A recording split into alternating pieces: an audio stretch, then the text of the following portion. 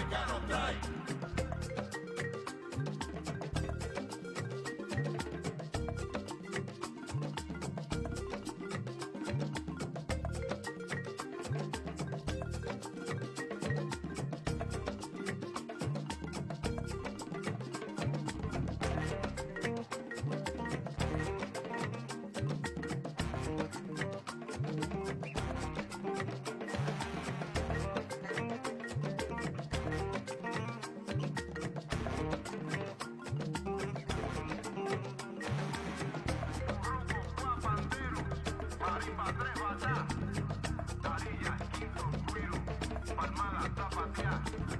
Barriles, tumbadoras, Jesús Cárcava, variedad de instrumentos. Mama africano da.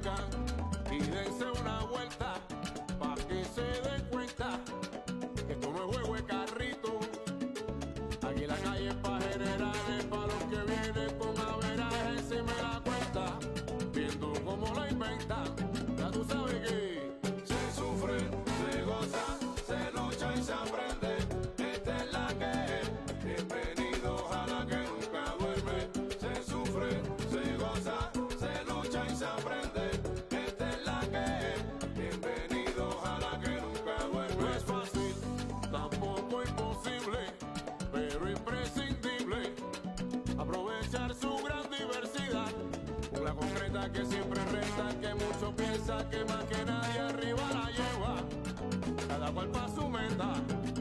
Oye, Se sufre, se goza, se lucha y se aprende. Esta es la que es. Bienvenidos a la que nunca duerme. Se sufre, se goza, se lucha y se aprende. Esta es la que es. Bienvenidos a la que nunca duerme. son muchos los nombres que a ella se le da, que intenta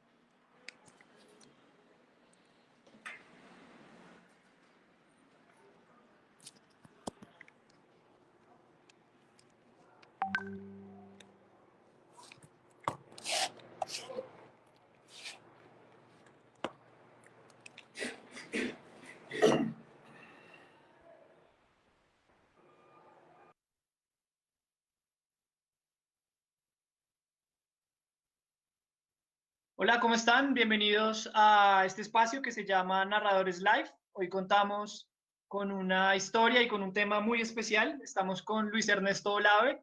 Él es un líder social, un líder político de Chocó, interesado en temas de resistencia afro, la defensa del territorio y la defensa del medio ambiente. Él ha trabajado en Red Lab y ahorita en este momento es una de las cabezas visibles del movimiento Movida. Luis Ernesto, te saludo, ¿cómo vamos? Creo que tienes el micrófono en mute. Ya. Hola Juan David, muchas gracias por la invitación y un saludo a todas las personas que nos están viendo en esta transmisión. Es un honor pues para mí estar aquí con ustedes, realmente me siento honrado. Muchas gracias. Gracias, Luis Ernesto. Bueno, también tenemos a Yacir y a Gabriel, que hacen parte de un movimiento que yo quiero que Luis Ernesto, que fue el que nos hizo la solicitud de presentarlo, nos cuente de qué se trata y por qué Yacir y Gabriel están en esta transmisión en este momento. Bueno, nosotros somos chocuanos y hemos tenido una problemática en el Chocó que ha apartado a nuestros jóvenes del arte, de la música y de nuestras tradiciones.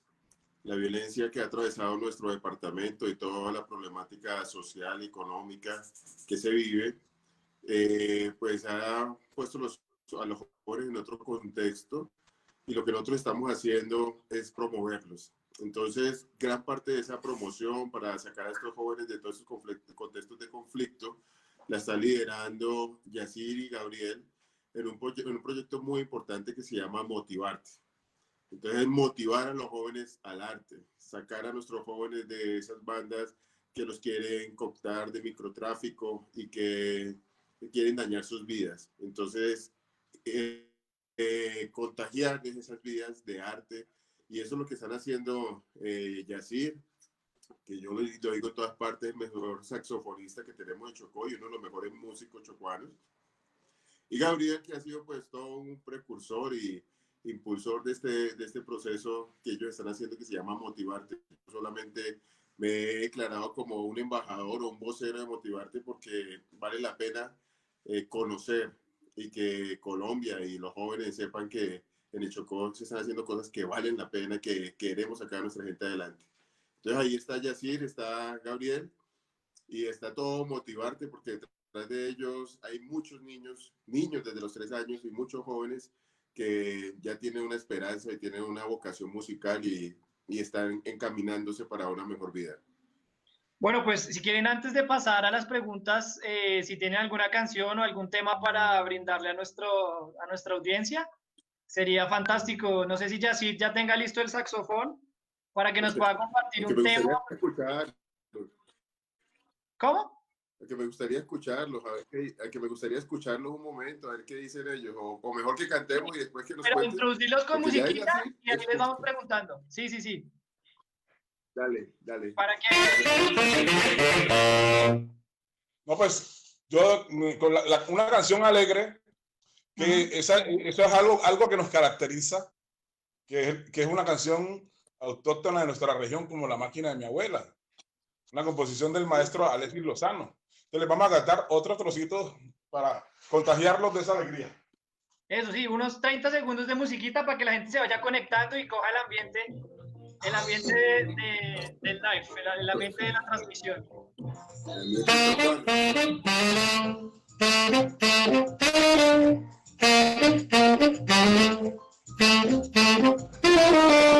Mi abuela tenía una máquina que no cosía de vieja. Mi abuela tenía una máquina que no cosía de vieja. Ella cosía sin aguja Y con media lanzadera, ella cosía sin aguja. y con media lanzadera, Y ustedes no me creerán, mañana vengan a verla. Seguro ustedes no me creerán, Mañana vengan a verla y cose como un huracán. La máquina de mi abuela, Cose como un huracán. la máquina de mi abuela. ¡Ay, con máquina era! Y no tengo máquina, Ya llegó el herrero, mamá. y no tengo máquina, Ella cosía para adelante y cosía para atrás. y no tengo máquina, Máquina para aquí, máquina para allá. y no tengo A máquina, ustedes de alegría los vamos a contagiar. y no tengo máquina, Esta reunión te va a desbordar. y no tengo ¡Gózalo, gózalo, gózalo!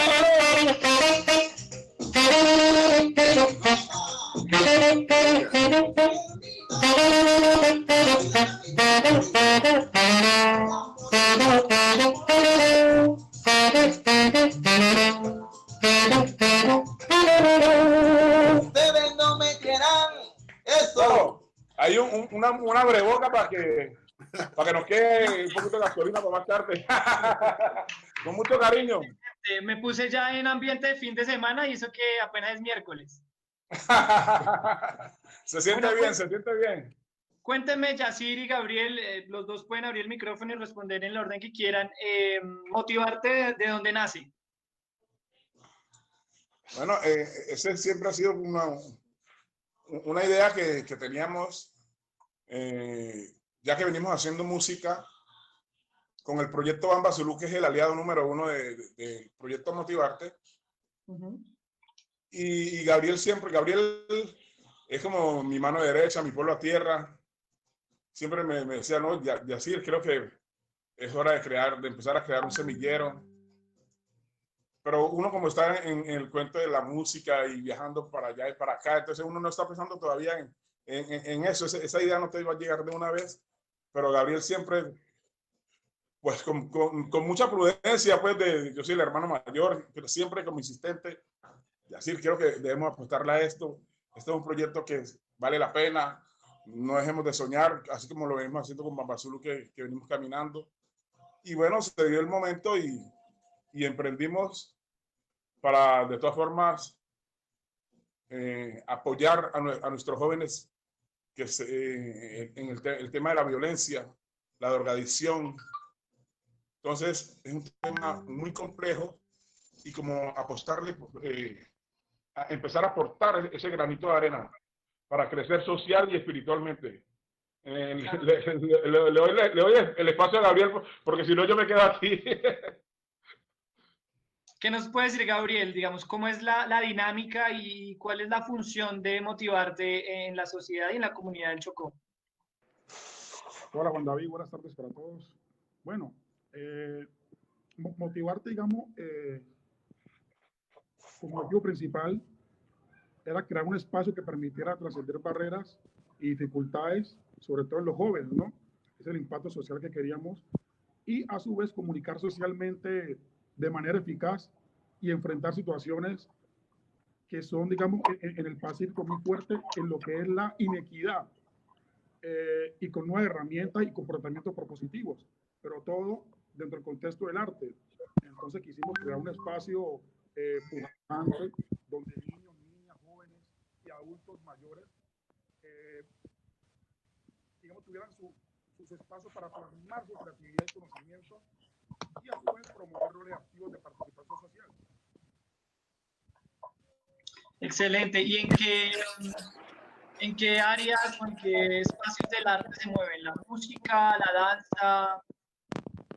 Sí, bueno, Motivarte tiene, digamos, diferentes especialidades. En la música, digamos, formación en todo lo que es, digamos, la especialidad de música, que son instrumentos de viento, instrumentos de armonía, como piano, guitarra y bajo, instrumentos de percusión, tanto, digamos, la música tradicional, que es la chirimía, como también salsa y otros ritmos. Y también está la modalidad de canto, que es muy importante. También está, digamos, otra especialidad Motivarte, que es danza, ¿no?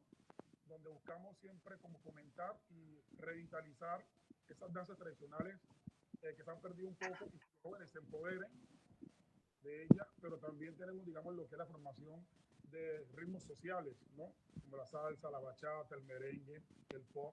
entre otros. También tenemos lo que es las artes plásticas, donde los niños se forman en las manualidades, ya se digamos con diferentes técnicas, puede ser acuarela, con plastilinas, dibujos de rostros. Y también tenemos lo que es la formación, digamos, o mejor, donde se potencian los grupos, que es una sala de ensayo completamente dotada de instrumentos. Listo. Gabriel, no sé si puede hablar más fuerte porque me dicen que en la transmisión no se le escucha muy bien. Ah, ok. La otra pregunta es, digamos, si en este momento hay un niño o un adolescente en el Chocó que esté interesado en hacer parte de Motivarte, que tenga facilidad por la música o un interés natural por la música, ¿qué debe hacer? ¿A dónde debe ir? ¿A dónde debe llamar? ¿Cómo funciona el proceso para entrar a ser parte de esta iniciativa?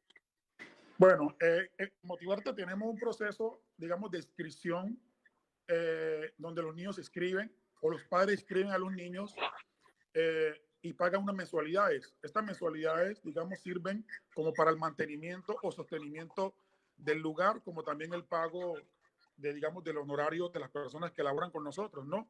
Entonces las personas se acercan acá a la infraestructura que estamos ubicados aquí en un lugar céntrico y cultural de Quibdó, que es el barrio La Yesquita, calle Las Águilas, pero también tenemos, digamos, lo que es la responsabilidad social de la empresa, donde formamos a jóvenes que están, digamos, en centros de reclusión, como también están en zonas vulnerables y que no tienen acceso al arte.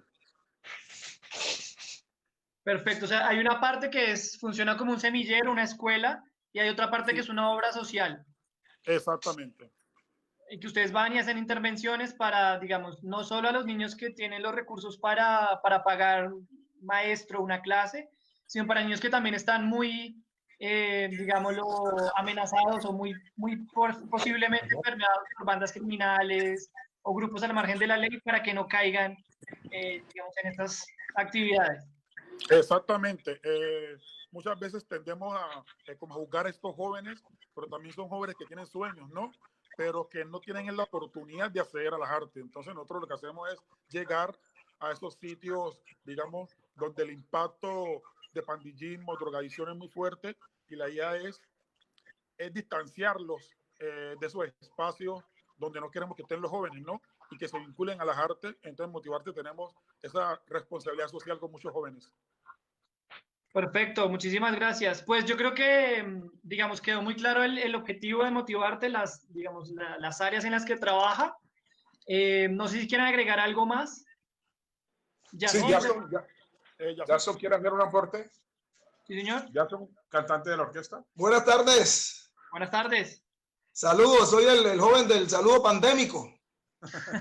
Ese saludo genera de una u otra forma una sinergia con ese fuerte abrazo que queremos darle a nuestros familiares que hace tiempo no vemos. Entonces, mira, vengo trabajando con Gabriel y con Yacir desde hace mucho rato, porque han sido unos soñadores, han sido unos locos. Siempre los locos están transformando el territorio. Y entonces yo soy uno de los enamorados del proyecto Motivarte, soy uno de los enamorados de Bamba Zulú, porque creo firmemente en la cultura y creo en ese concepto de que a través de la cultura se transforma la vida humana. Entonces, Yacir y Gabriel tienen ese concepto ecológico orgánico en el ser humano, en esa misma entrega por ejemplo, yo siempre he dicho, expresar bonito por la gente de tu tierra, pensar bonito por la gente de tu tierra, ¿sí? Sentir bonito y actuar bonito por la gente de tu tierra es muy diciente. Entonces, creo que es un mensaje muy propositivo del Chocó hacia Colombia y el mundo, que enmarca ese concepto de transformación, ¿sí? Ese concepto transformacional en términos de lo que nosotros somos, ¿sí? Está el Pacífico colombiano, hay un ser humano, una persona, hay personas humanas en el Pacífico colombiano, y a través del arte, recuerden que nosotros cada uno tenemos sus profesiones, y a través de ellas tratamos nosotros hacer esa entrega. Entonces, por eso estoy pues como tan unido al proceso Motivarte y de una u otra forma comparto tanto y conecto tanto con esta situación. Transformar a través de la cultura. Eso es Motivarte. Entonces, qué bonito estar allí en ese propósito Es un propósito no únicamente del Chocó, sino es ese aporte que se le puede hacer a Colombia. Aquí estamos y vamos a aportar a Colombia como etnia y como personas humanas. A Colombia y al mundo. Exactamente. Sí, sí, sí. Pues nada, les agradecemos que hayan participado de este espacio.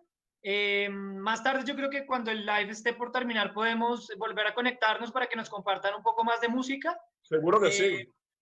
Y nada, pues un abrazo pandémico a ustedes que están allá en Quibdó. Y espero que tengan un buen resto de tarde y estamos hablando, estamos conectados y pues nada, desde Narradores por la Paz les expresamos nuestra admiración y el respeto al trabajo que han venido haciendo. Juan David, muchas gracias. Mil gracias por la oportunidad y seguiremos en contacto porque vienen cosas bonitas. Listo, Yacir, gracias. Chao, Gabriel. Yacir, Gracias, Juan David, por la oportunidad. Vale, estamos hablando. Chao, que esté muy bien. Lucho, familia. Estamos. Bien, familia. Bendiciones. Igualmente. Chao. Seguimos en la lucha, mi hermano. Bueno, Luis Ernesto, ¿cómo vamos? ¿Qué tal el día? Bueno, un día bastante pesado. Desde temprano hicimos hoy rueda de prensa, hablando de toda la movida que se está organizando por el respeto a la vida para el domingo 13 de septiembre, para este domingo. Entonces tuvimos una rueda de prensa interesantísima. Se conectaron algunos medios, casi todos los medios alternativos de Colombia. Se conectaron, obviamente no esperábamos respuesta de los medios tradicionales, obviamente no, pero también logramos unas conexiones interesantes con Telesur de Venezuela, con Globovisión, también estuvieron presentes, un medio español también muy importante. Entonces logramos como hacer la difusión de lo que se pretende hacer el domingo 13 en la movida por la vida. Y no solamente eso, pues muy inquietos a nivel internacional por el mensaje que se ha mandado, ¿no? Ellos creen que el proceso de paz, que todo va bien en Colombia y no entienden la magnitud de lo que estamos viviendo y que realmente el proceso de paz se quedó en papel y que no se ha cumplido. Entonces fue un poco extensa la jornada, fueron casi más de 2 horas de rueda de prensa. Cuando empezamos a hablar ya mucho del gobierno y tal, entonces nos bloquearon la señal, cosas como esa. Entonces, no es nada fácil, no es nada fácil. Después tuve otra entrevista con un medio tradicional de estos de colombianos, hablando sobre el puerto de Tribugá, que es una denuncia que hemos venido haciendo desde hace tiempo, pero ayer y hoy ha tenido un énfasis muy fuerte y hemos logrado mucho apoyo y eco de artistas, de algunos sectores también políticos, que están en contra de la construcción de ese puerto que destruiría una de las playas más hermosas del mundo.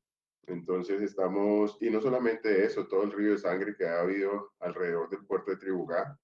Entonces también curiosamente estábamos haciendo la denuncia y entonces cuando empiezas a hablar de ciertos políticos, entonces nos pisaron la voz y ahí se da uno cuenta de que realmente con estos medios no se puede mucho, pero logramos. Sí, bueno, También, no, disculpa.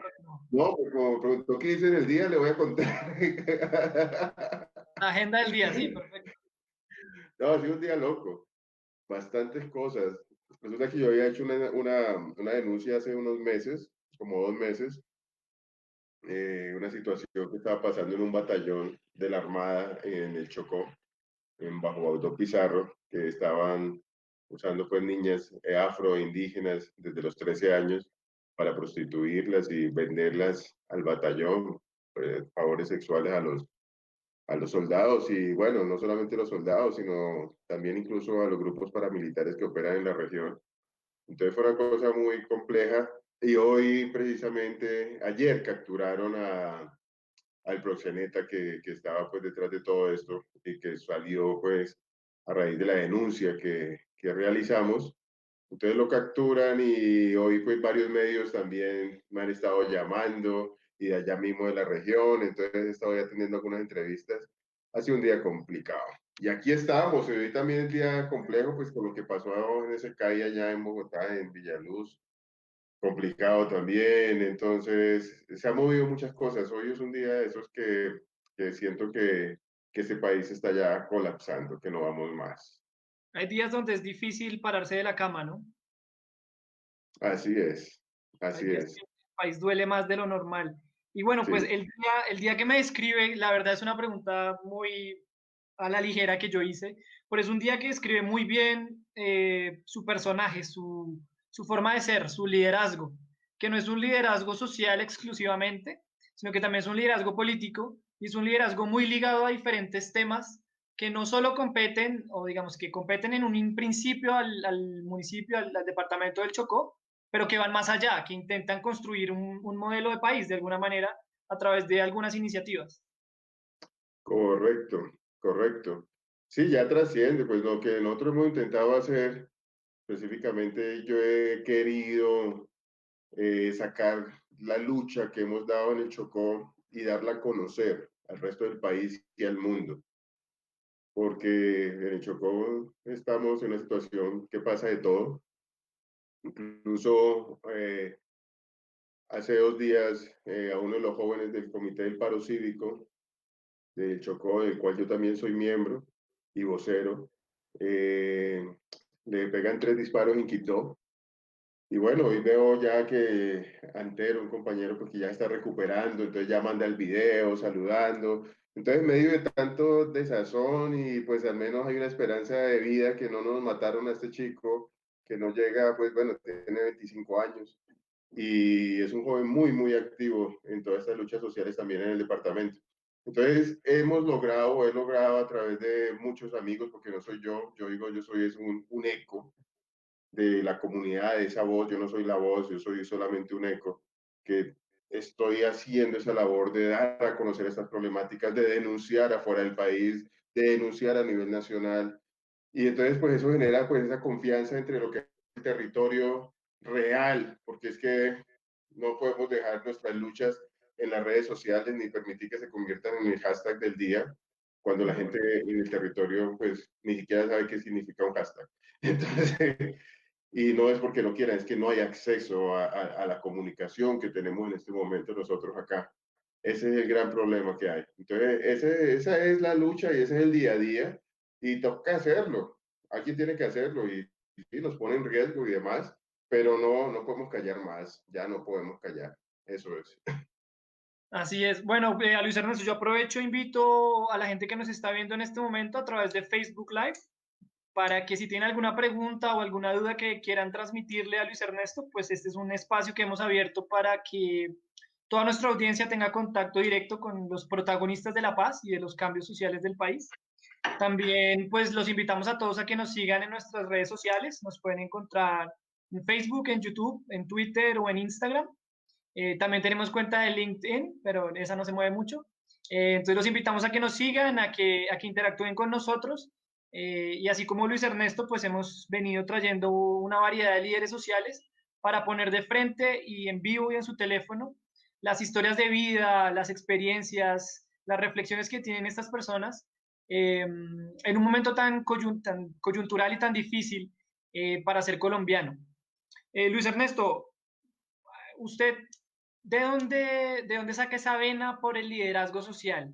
¿De dónde sale esa voluntad, ese fuego interno para querer cambiar la situación de vida de muchas personas y querer cambiar la realidad del país? Oiga, eso, yo creo que eso viene en la sangre de cierta, de la familia, en ciertos momentos de la vida. Y es un poco de la historia del departamento del Chocó. Entonces mi familia pues ha sido una familia cimarrona, una familia que ha estado siempre eh, al frente de procesos sociales, políticos. Me acuerdo de, bueno, cuenta la historia, cuenta la historia, Cuenta la leyenda. cuenta la leyenda. Manuel Saturio Valencia, el último fusilado en Colombia. Entonces yo soy Olave Valencia, entonces cuenta la historia, cuenta la leyenda que este señor Manuel Saturio Valencia era un pariente, un tío lejano. Y sí, él en protesta por la situación que estaba viviendo en el Chocó, lideró manifestación muy grande, y por esa manifestación que él lideró lo fusilaron, fue el último fusilado en Colombia. No espero pues seguir esos pasos, no quiero ser un mártir, pero igual estamos dando una lucha que sabemos que no es fácil.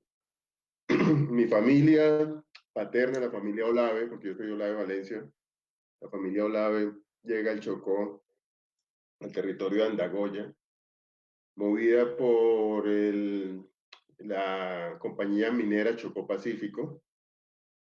Es una compañía que esclavizó a nuestra gente por casi 70 años en el departamento del Chocó, una compañía gringa que fue auspiciada por los antioqueños y fue liquidada por el sindicato antioqueño, y en ese momento, en el año 78, pusieron como liquidador de esa compañía a Álvaro Uribe Vélez.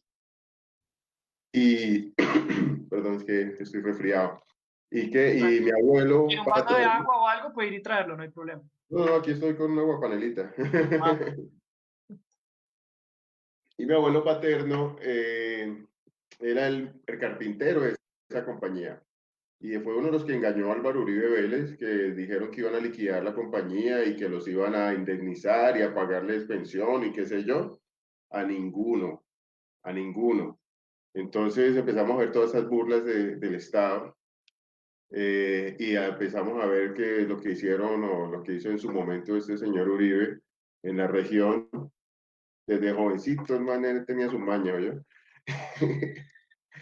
Entonces lo que hacía era llevarse el oro. Cuenta la leyenda que cogía unas materas, y las llenaba de oro y platino, que es más costoso que el oro. Sacaba semanalmente y les ponía por encimita un poquito de tierra y les ponía una matica ahí. No, es que unas maticas de Chocó que voy a llevar de regalo para allá, para Medellín. Maticas de Chocó, ¿usted sabe cuánto se llevó ese señor en oro, así en materas de oro? Si el oro se pesa en gramos y una matera puesta más o menos en 3 kilos o 4 kilos, ¿cuánto se llevaba ese señor con 8 o 5 materas semanales de oro? Kilos. Entonces, pues todas esas cosas le mueven a uno, le mueven a uno el sentimiento y el dolor de esa tierra. A mí desde muy pequeño, por situaciones de la vida, me tenían entre Quibdó y Bogotá, y era como ver ese contraste, ¿no? Las dos regiones, las dos situaciones, y cómo en una te enfrentas al racismo y en otra te enfrentas a la pobreza estructural, pero en medio de tanta felicidad, porque no hay nada más bonito que salir en medio de la lluvia cuando uno es niño y bañarse en la lluvia. Eso lo hace uno en el Chocó, ¿sí? Y encontrar esos contrastes. Por ejemplo, yo tengo una anécdota de mi abuela muy fuerte para mí. Creo que ahí me marcó, ya contestando en sí la pregunta, que me hizo reflexionar. La primera vez que yo acompañé a mi abuela a votar, mi abuela materna, Laurentina Rentería de Valencia, esa mujer fuerte, una gran líder, muy fuerte, docente, en el año 82, tengo unos añitos, no me pregunten, pero bueno. Y entonces, en el año 82 yo acompaño a mi abuela a votar, y en esa época votaban ya después del Frente Nacional, era como segundo periodo después del Frente Nacional, y votaban con la tinta, ¿no? Y solamente estaba el Partido Liberal y Conservador, y era pintarse el dedo allá. Y yo le pregunto a mi abuela, abuelita, ¿usted es liberal o conservador? Y esa señora me mira a mí, y esos ojos le echan como candela, y tenía los ojos como color miel, y yo me asusté. Y empieza así como, un negro no puede ser conservador. Y yo no sabía qué había preguntado, yo, ¿qué pasó aquí? Entonces, no, pues no le dije nada. Yo que le iba a decir, está exponiendo ahí mi vida. Entonces, Cachetador. claro, entonces esa respuesta me obligó a investigar la historia del pueblo negro. Esa respuesta me envió a buscar qué pasaba en el Chocó. Y esa respuesta me dio a entender muchas cosas de por qué nuestros territorios están en el abandono y por qué le pasó lo que le pasó a mi abuelo en la compañía minera Chocó Pacífico, y por qué en el Chocó, cuando yo estaba en esa transición entre Bogotá y en Quito pues no había acueducto, todavía no hay, ¿sí? Todavía no hay. Todavía no. No había energía y sí, no había un televisor, cosas como que se veían tantos contrastes. Y cuando mi abuela me dice un negro no puede ser conservador y veo toda la historia de lo que fue ese feudalismo conservador de extrema que sacudió nuestros territorios y nos dejó en el total abandono, porque es que el Chocó no ha ganado, o sea, el Chocó no le ha regalado nada. Lo poco que hemos tenido ha sido a punta de lucha, a punta de protesta social. El paro cívico del Chocó lleva 40 años, no lleva desde el 2016 que la gente dice salimos a las calles, no. El paro cívico lleva 40 años. Entonces he vivido en un mundo de conflictos y de luchas sociales, políticas, de reflexión. Y yo desde pequeño dije, algún día yo voy a ser gobernador de Chocó. Hoy no siento pues esa, o sea, no he desistido de eso, ¿No es un pero sueño vigente? sí, sí, pero creo que puede ir un poco más arriba. Creo que puede ir un poco más arriba, porque en el Chocó hay que hacer muchos cambios. Y muchos cambios que vienen o son desde el centro del país, que están afectando nuestro territorio, lo que nosotros llamamos ese racismo estructural o ese racismo institucional, ¿sí? Que no hay unas políticas de reparación, que no hay realmente garantías para que podamos ejercer nuestros derechos y tener una vida digna. Entonces, y verlo todo en el transcurso del tiempo, para mí eso es como la inspiración. Yo me levanto pensando en mis ríos, me levanto y cuando estoy en los ríos me siento el hombre más feliz del mundo. O sea, como que me desconecto de todo, pero las realidades y las conflictividades pues son muy grandes. Claro. Pues todo eso, toda esa vida que te mantiene así en esas cosas, pues lo mantiene a uno. Mira, hoy estamos hablando de pesca, por ejemplo, ¿sí? Y tengo la conexión y tengo el trabajo y he estado trabajando con los pescadores artesanales que van a perder no solamente por el puerto, van a perder también su fuente de alimento y van a perder muchísimas cosas en el territorio y una tradición muy grande. Y hace 3 o 4 días estábamos hablando de minería, porque están destruyendo unos ríos, porque entonces son cosas que no te pueden desconectar. Entonces siempre está ese espíritu vivo ahí de lucha. Y desde ahí empezó, yo desde los 8 años, ya saben cuántos años tengo, porque si en el 82 tenía 8 años, ya les dije. Entonces desde los 8 años ya me empezó esa vena y ese deseo, ese fervor de hacer algo por el Chocó y por mi gente, aunque hoy no solamente por el Chocó, el país está vuelto nada. Luis Ernesto, cuando usted era pequeño y en ese tránsito entre Bogotá y Chocó, hay una historia, una anécdota suya en el colegio, que cuando usted llegó a Bogotá tenía el acento de su zona del país, el acento del Chocó, el acento muy marcado, y tuvo que empezar a cambiarlo.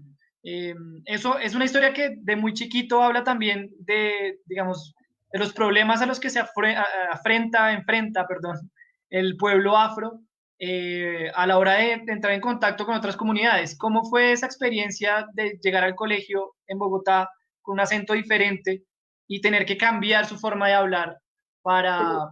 ¿Y ustedes dónde sacaron eso? Yo soy periodista, yo me conozco las historias de todas las personas que voy a entrevistar. Oiga, sí, eso fue un tema que incluso marcó también parte de mi vida y después me motivó a hacer un trabajo muy importante que hoy es vigente en el país. Entonces,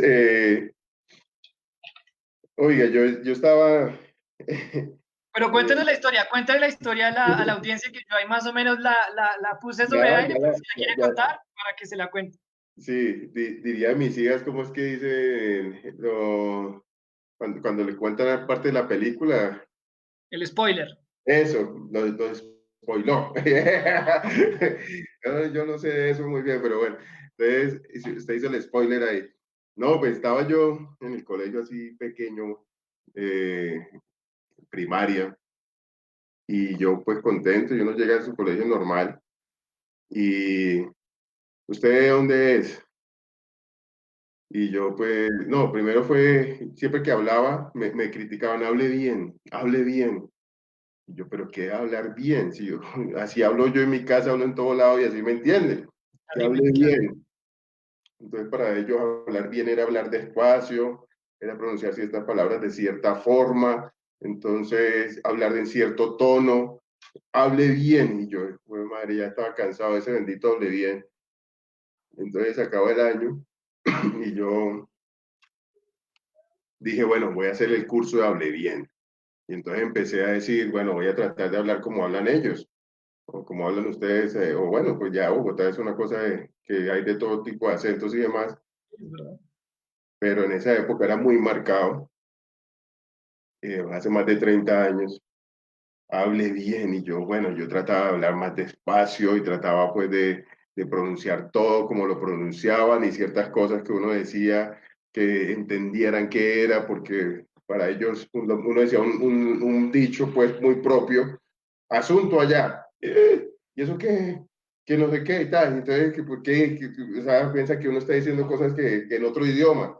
Entonces, Ajá. bueno, empecé a cogerles pues su forma de hablar y el siguiente año yo llego al colegio y la presentación típica, ¿no?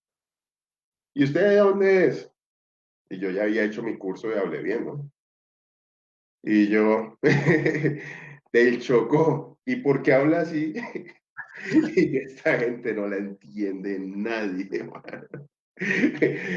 Y entonces era el típico que cada que trae el profesor nuevo, entonces llegaba a preguntar y entonces llega otro profesor ¿y usted de dónde es? Yo dije, se la voy a hacer. Entonces yo le digo, de acá. O sea, explicando que soy de Bogotá, le dije, soy de acá. ¿Y por qué es negro? Y bueno, madre, casi le tiro ese, mejor dicho. Entonces, el racismo marcado, el racismo marcado, el racismo y la misma xenofobia Ujú. que se vive en algunas ciudades, Sí. hicieron a mí personalmente, y te cuento el caso mío, y a muchos de pronto les pasó diferente o les está pasando diferente, pero yo, la gente creía que yo era agresivo, porque yo no me dejaba. Que el negrito no sé qué, yo no sabía si era hombre, mujer, lo que fuera el tamaño, yo no me dejaba. Entonces yo era el agresivo, pero no se veía el trasfondo del por qué yo reaccionaba de esa forma. Claro. ¿Sí? Entonces me sentía totalmente agredido, y bueno, pues encontré pues una forma como de sobrevivir que era, afortunadamente yo siempre he sido como alto y ahora estoy flaco, antes era más flaco, pero, Falta pero bueno, trabajar.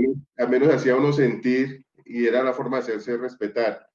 Pero después de toda esa situación, más de 30 años después, con mi hija mayor, cuando en Bogotá, entra al colegio, y veo que le pasa lo mismo que me pasó a mí 30 años antes, que ella había cambiado una constitución, no era esa constitución del 86 que era racista y demás, sino ya supuestamente estábamos en un Estado social de derecho y que ya había el capítulo séptimo de la constitución y que Colombia es pluriétnica, multicultural y que hay que respetar a todos los pueblos, en el capítulo 13. Bueno, entonces pues como politólogo, pues yo estaba siempre muy atento a todos estos temas y veo esa situación en mi hija, que ella le pasó lo contrario. Llega un día que no quiere ir al colegio y lloraba y una cosa loquísima que no quería ir a estudiar. Entonces, cuando preguntamos, no, es que me dicen negra, que es que no juegan conmigo por mi color de piel. Una niña de 5 años, ¿sí? Yo dije, bueno, madre, yo viví esto hace cuánto. Eso no puede seguir. Y voy al colegio, no, sí, nosotros notamos que la niña siempre allá sola, que jugaba con piedrita y no jugaba con nadie o se quedaba encerrada en el salón. Y no, pues que los niños no jugaban con ella porque si ella era negra, entonces que era negra porque no se bañaba y cosas como esas. Entonces ahí surgió todo un proceso, que dije, hay que hacer algo para cambiar esa situación tan dura que la gente no la ha entendido, y me empecé a idear la ley contra el racismo y busqué pues apoyo social, político en ese momento y logramos escribir la ley entre varias organizaciones y bueno, academia y demás. No fue una cosa que yo hice sola, ya quien dice, no, yo soy como ideólogo, pero era una necesidad social. Entonces, cuando ya logramos toda una plataforma social y logramos unos contactos dentro del Congreso, sacamos esta ley adelante, que en todo el marco de la discriminación, si la leen, ese era el proyecto de ley 08 de 2010, y él decía, para penalizar el racismo en contra de la población negra, afrocolombiana, raizal y palenquera. Y como estamos en un Congreso también bastante plural y ahora más sectorizado, pero en el 2010 pues era más plural, entonces dijeron, no, hay que meter a los indígenas, entonces listo, la ley que penalice los actos de racismo y discriminación hacia los pueblos afrocolombianos, negros, raizales y por los indígenas.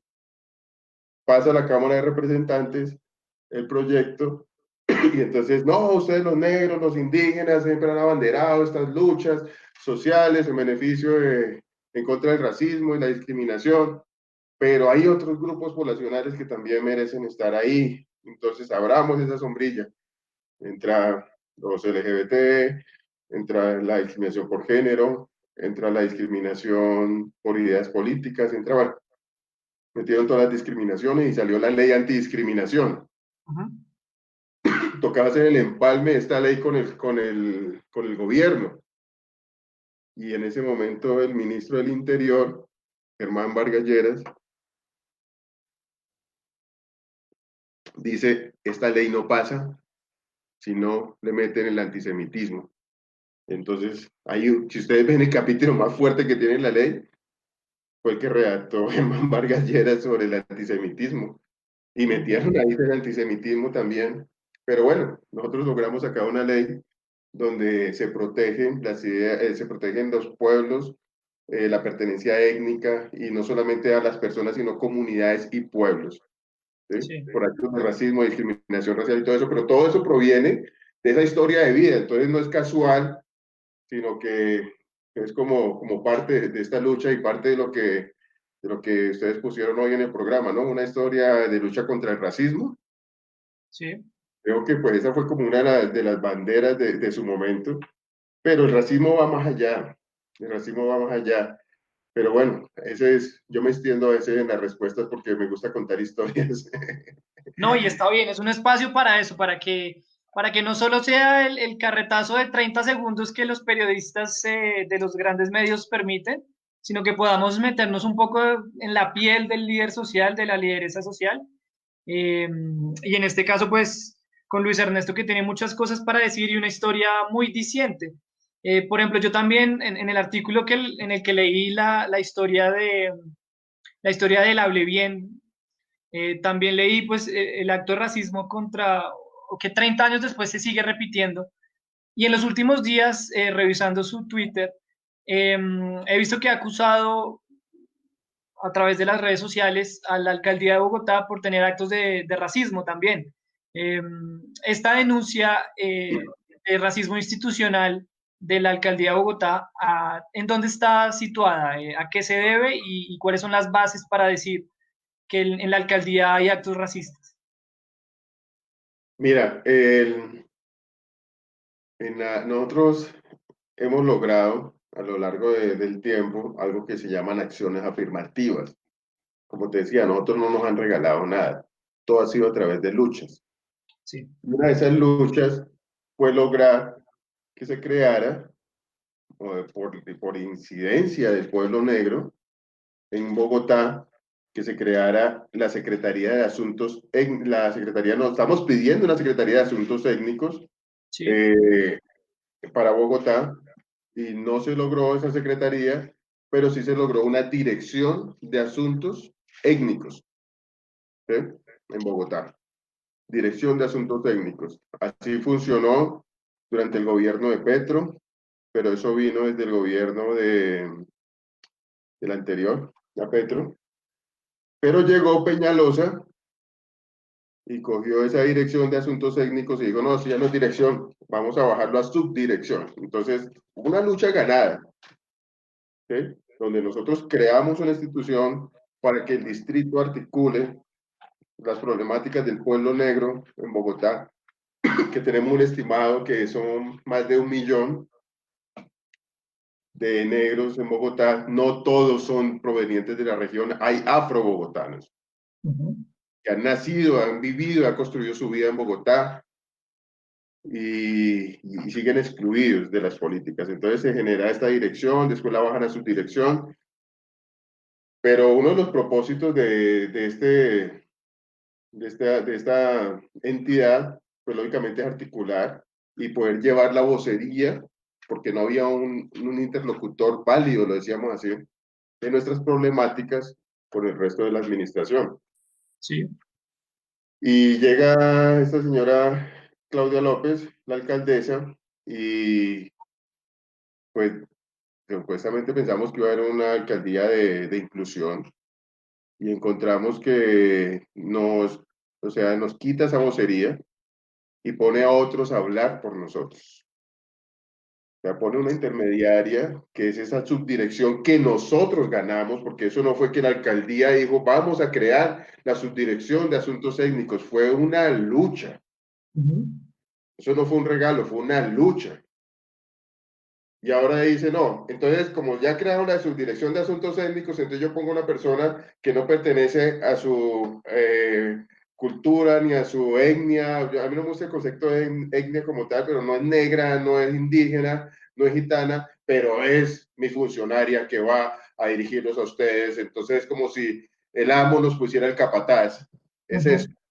Eso es un acto racista, discriminatorio, y eso es racismo institucional, porque nosotros tenemos capacidades. Tenemos gente con capacidades para asumir esos cargos y que conoce nuestras problemáticas. Nosotros no vamos a entrar a enseñarle a una persona que no conoce nuestras problemáticas para ver cómo las va a solucionar. Eso no tiene sentido.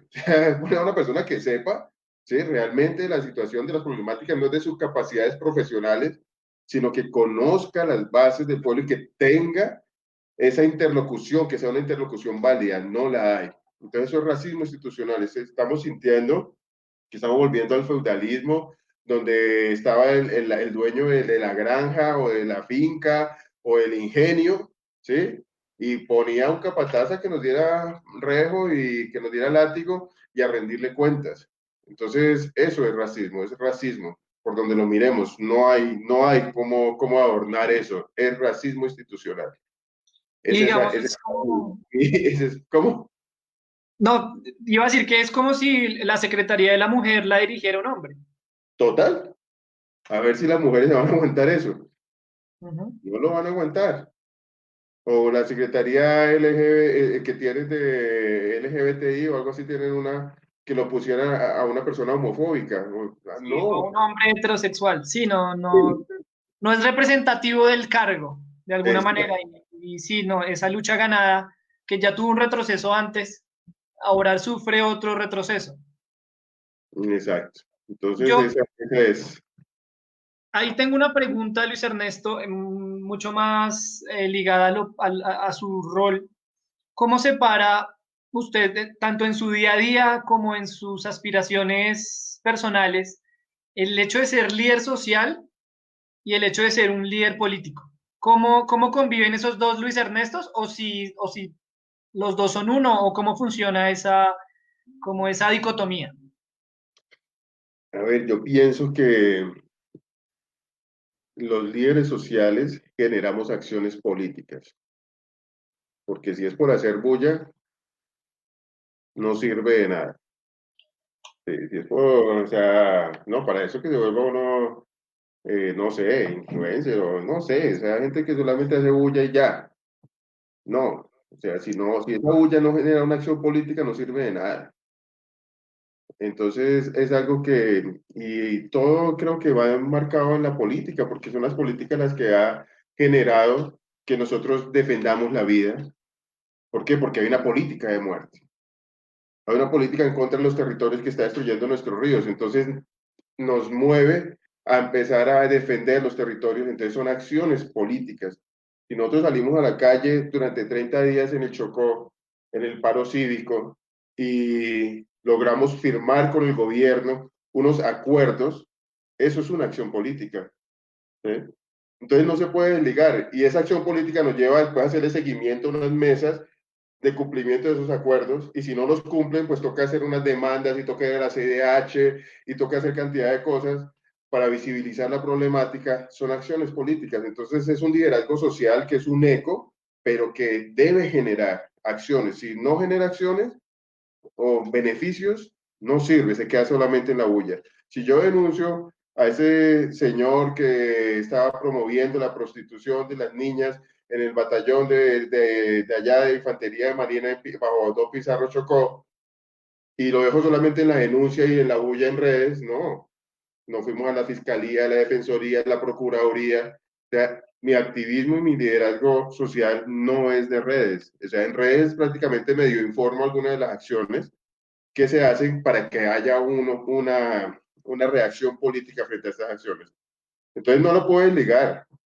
Lo que sí me toca a veces, y la gente no sabe, es que o sea, a veces no puedes compartir lo que puede compartir otra persona que tiene ciertos horarios de trabajo, no puede compartir con su familia. Yo tengo 3 hijas, entonces es muy difícil ya la vida, la parte humana, para nosotros desarrollarla, porque a mí a las 11, 12 de la noche me están llamando, me están escribiendo, a las 5 o 6 de la mañana, ¿qué pasó esto aquí? ¿Qué pasó esto allá? Eh, entonces, a veces es eso, o sea, lo que sacrifica uno más en todo esto es la vida personal. ¿A qué Y hora ya, se levanta y a qué hora se acuesta, Luis Ernesto? bueno, yo realmente no duermo mucho. Yo soy noctámbulo, o sea, me escribo a las 2 de la mañana, 3, ahí estoy conectado. Y pues generalmente esa hora me queda también como para escribir y pensar cosas, porque todo el tiempo estoy desconectado buscando solucionar problemas de las comunidades, de las personas, de líderes amenazados. Todo el tiempo está uno en función de eso. Pero también me toca escribir, me toca sacar otros espacios, y esos son mis espacios de la madrugada. Entonces soy noctámbulo y me acompaño de la música cuando estoy escribiendo, y a veces por ahí saco uno que otro verso musical. No quiere decir que sea músico, sino que estoy escuchando una canción y oiga, tra. Le sale Y competencia al viejo Yacir. hacerle competencia ya sí. Y bueno, pues no soy el más madrugador, pero es que soy noctámbulo. Pero ahí por lo menos estamos hoy, como te digo, desde las 7 de la mañana teniendo entrevistas, me acosté como a las 3:30. Entonces, no sé, dormí como unas 2, 3 horitas, y así son mis días, de domingo a domingo. Eso De no domingo es a domingo. O de sea, no domingo a tiene domingo. tiempo libre. Muy poco. Para tener tiempo libre, me toca apagar el celular y desconectarme de todo. Y cuando lo enciendo, medio mundo, digo yo exagerado, pero un poco de gente está bien, lleva 3 horas, 4 horas desconectado, no sabemos de usted. Entonces la gente se preocupa, pues porque pues vivo también en una situación de amenaza. Entonces pues también es complejo tener que, para poder salir, tener que ir a comprar un huevo, lo que sea, tienes que estar protegido con escoltas, y entonces son situaciones que, bueno, te cambian la vida totalmente, totalmente. Y digamos, dentro de los hobbies que podría llegar a tener, está la música, algún deporte, digamos, dada la situación actual de amenaza, ¿hay alguna posibilidad de practicar algún deporte o algún arte? No, no. Yo tengo, mi casa es casi un estudio de música, están todos los instrumentos por mis hijas, ¿sí? Pero llevarlas, traerlas, es muy complicado por el tema de seguridad. Eh, Me gusta el básquetbol, pero salir a una cancha es muy complejo. Entonces, en algún momento intenté hacer yoga y, bueno, si no tienes una instructor o algo así, pues es más complejo, pero bueno, es como manejar la respiración, y ayuda bastante. Pero sí, me gustaría salir todos los domingos a una cancha de fútbol a jugar. Pues, no soy buen jugador de fútbol, pero me gustaría salir a ver a mis hijas en un parque corriendo, sin estar preocupado en que pase algo, ¿sí?, alrededor. Es muy complejo eso, muy difícil. ¿Y Pero cómo es ve la hoy? vida.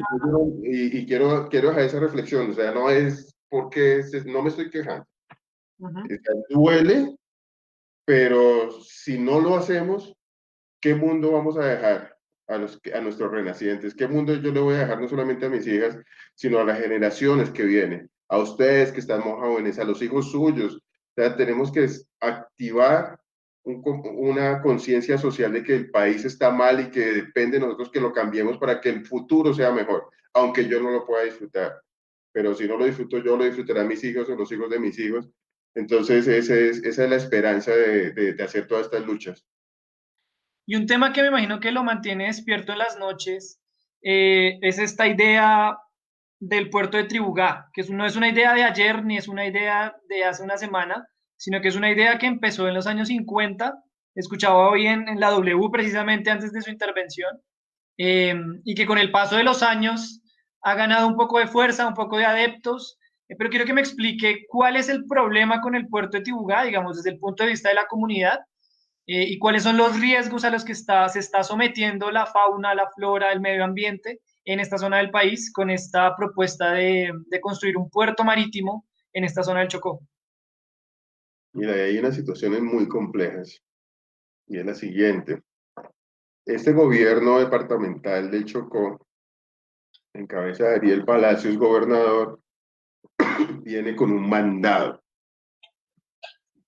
El mandado, él es puesto en gran parte por la familia Char de Barranquilla. Entonces, es una familia colonialista, constructora, y hay un mandado ahí. Entonces, desde el primer momento, cuando se posesionó y cuando en la campaña de Duque dijo hay que construir el puerto de Tribugá a toda costa, porque él lo dijo, entonces genera esa inquietud, porque yo realmente desde el año 2002, que empezó ese proyecto, empecé a encender las alertas y estuve en muchas reuniones y lográbamos, no hay consulta previa, no, tal cosa, no, tal cosa. Y frenábamos y mataron líderes y desplazaron comunidades, porque el puerto no es solo el puerto. Es toda una ruta de infraestructura alrededor del puerto que va a beneficiar a los más ricos de este país y a algunos inversionistas extranjeros. Entonces yo lo que digo, el que invierta en ese puerto está invirtiendo en sangre. Es el puerto de sangre, no es el puerto de Tribugá, es el puerto de sangre. No sé si viste la nota que escribí en la Nueva Prensa, y viene una más fuerte, o sea, esa es el abrebocas, lo que viene es más fuerte. Sí, vi la foto con la copa, con el vaso de whisky. Bueno, ¿Esa es la denuncia que se viene? Esa se viene fuerte, muy fuerte. Entonces sí, estaba ahí como brindando porque ya estaba terminando de escribir y yo, wow, como a las 2 de la mañana creo que fue eso. Entonces tocaba celebrar.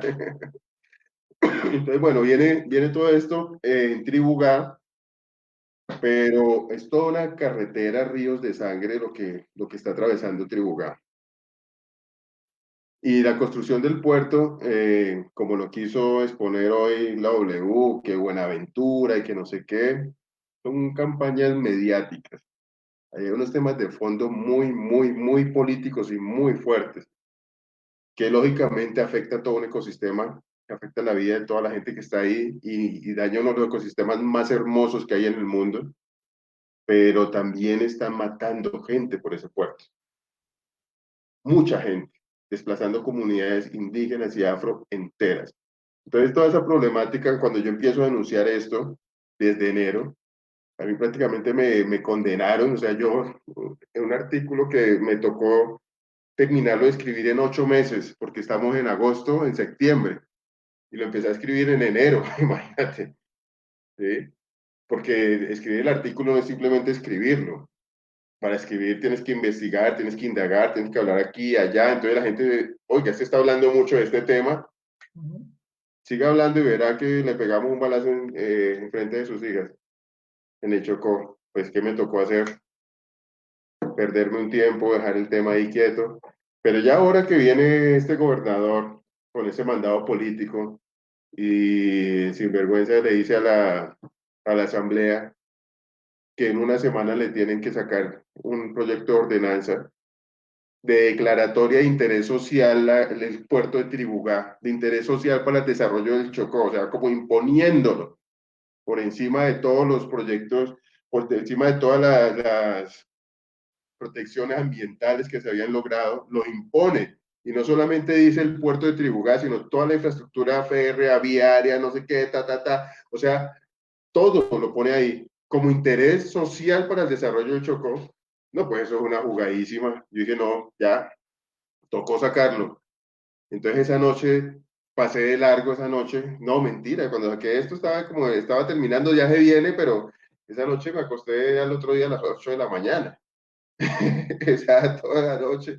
Y después todo el día con Gonzalo Guillén haciéndole corrección de estilo y mirando y buscando cómo complementar ciertas cosas. O sea, fueron más de 2 días, un día entero, 24 horas seguido, trabajando en esta denuncia. Y después cuando la sacamos toda y quedó tan extensa que dijimos, no, toca partirla en dos.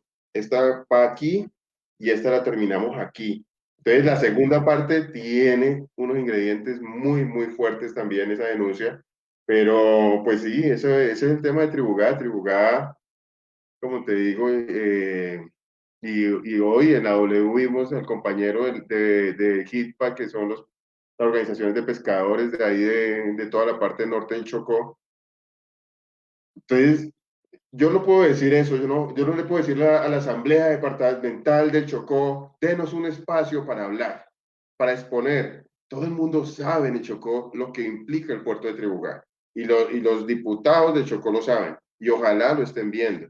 El tema es que políticamente, y no tengo pruebas, y quiero pensar que no es así, pero estoy casi seguro que hay dineros de por medio y hay que investigar a las personas del Chocó que aprueben ese puerto como lo quieren aprobar, que no es un puerto para el Chocó, es un puerto para el eje cafetero, es un puerto para Antioquia y es una vía de sangre, de ríos de sangre y de muerte para nuestra gente. Uno no puede permitir eso. En este momento no hay una carretera, digamos, que soporte un camión, un doble troque, un container, para llegar a la playa de Tribugá. O sea, sería toda una cantidad de infraestructura que tendría que atravesar el territorio y de alguna manera interferir con todas las dinámicas sociales que hay ahorita para un beneficio, digamos, de lo poco que pude leer, un beneficio muy pequeño, ya que Buenaventura se encuentra muy cerca. Digamos, el beneficio marítimo, el beneficio como puerto no es tanto, dada la cercanía con Buenaventura. No es eso. No hay carreteras, es verdad. O sea, cuando veas la segunda parte de mi informe, porque es una denuncia fuerte, vuelvo y te digo, vamos a entender un poco más la dinámica de las carreteras. No hay carreteras, no hay infraestructura, pero el problema, vuelvo y digo, no es Buenaventura. La Buenaventura está operando y va a seguir operando igual. Y sí va a ir un beneficio económico. El problema es competitividad, competencia. O sea, el eje cafetero y Antioquia no quieren seguir negociando con Buenaventura porque la sociedad portuaria de Buenaventura la maneja entre Cali y Bogotá. ¿Sí? ¿Sí? El esposo de la ministra de Cultura, no sé si tuviste esa denuncia también, que la hice como en febrero. El esposo de la ministra de Cultura es uno de los accionistas más grandes de la sociedad portuaria de Buenaventura. ¿Sí? Es un multimillonario y uno de los accionistas más grandes de la sociedad portuaria de Buenaventura, porque maneja toda la parte de los contenedores, de las bodegas grandísimas de almacenamiento. Entonces, todo eso es un negocio que tienen allá y sacar los barcos, o sea, Buenaventura llegan los barcos hasta cierta parte, sí genera unos costos muy altos al país, lo que hace Buenaventura, hacer Tribugá como puerto de gran calado donde llegan estos barcos que pueden atravesar el canal de Panamá, es una excusa, porque realmente lo que ellos quieren a través de esta carretera es sacarle una vía al mar a Antioquia y al eje cafetero que no la tienen. O sea, Antioquia y el eje cafetero no tienen costa pacífica. Es como el lío que hay en Bolivia con Perú y Chile, pidiéndole una vía, un camino que nos deje salir al mar. Y a eso ha habido guerra civil ahí, guerra entre países y casi se acaban hace unos años pidiendo una salida al mar para Bolivia. Y hay un proyecto social sobre eso. Entonces aquí Antioquia y el eje cafetero está pidiendo una salida al mar atravesando el Chocó, pisoteando el Chocó, colonizando el Chocó, matando a los chocuanos. Eso es lo más complejo. ¿Por qué? Porque es que cuando ellos hablan de solamente el puerto de Tribugá y hablan de un canal seco a través de una vía férrea, porque está la carretera, o sea, el proyecto Arquímedes que va a manejar Tribugá son tres cosas. El puerto, 4, la infraestructura portuaria, una vía férrea que, entre comillas, en 2010, Uribe, antes de salir de su mandato segundo, lo había concesionado con los chinos, una vía férrea que pasara de Tribugá al Atrato, al río Atrato, que es uno de los ríos más navegables del mundo. Y del Atrato, automáticamente tiene Antioquia ahí en turbo, tiene salida al Caribe. O sea, no tienen que pagar nada si quieren mover producción y demás, no tienen que pasar por el canal de Panamá, que es muy costoso. Tendrían su propio canal los antioqueños. ¿Sí? Es una cosa que es más profunda. O sea, vuelvo te digo, eso tiene unas cosas políticas muy de fondo. Esto no es un proyecto, es un plan. Es todo como un plan de desarrollo pensado, y como lo dijo este señor Duque en su campaña, ¿por qué él en Caldas, en Risaralda, perdón, les dice campaña, les dice, el sueño que ustedes han tenido del puerto de Tribugá se los voy a cumplir? Se los dice a ellos, no se los dice a los chocuanos. Entonces ahí ya está el mensaje, o sea, les voy a cumplir el sueño a ustedes, del puerto de Tribugá, una tierra que no es de ellos. Ese tufillo a racismo institucional también, ¿no?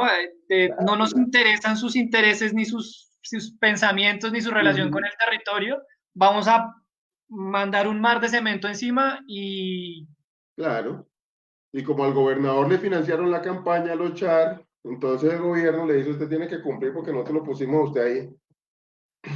¿El gobernador no tuvo problemas por contratos por el coronavirus? Sí, eso lo denuncié yo también, junto con Darwin Lozano, un gran activista también de Chocó, y con Goyo, de Chucky Town, entre los tres, y bueno, y una gran amiga, Carolina Guerra. Nos pusimos en la tarea de sacar esa denuncia y logramos que lo destituyeran, lo sancionaran, porque fue una sanción por 3 meses, por unos proyectos de 2.000 millones de pesos, aunque los proyectos en este momento están en investigación, o sea, eso no ha quedado ahí. Pasó la sanción, pero eso está en investigación, esperemos a ver qué pasa. Pues con fiscal de bolsillo del gobierno, pues es difícil que pase algo, ¿no? Eso es muy directo, muy, sin pelos en la lengua, y eso está muy bien. Cuando uno tiene digamos, la claridad sobre lo que está pasando, hay que decirlo sin tapujos, ¿no? Pero eso es lo que a veces me ha puesto en riesgo, no a veces, sino casi siempre, pero yo no puedo quedarme callado, la verdad, no puedo.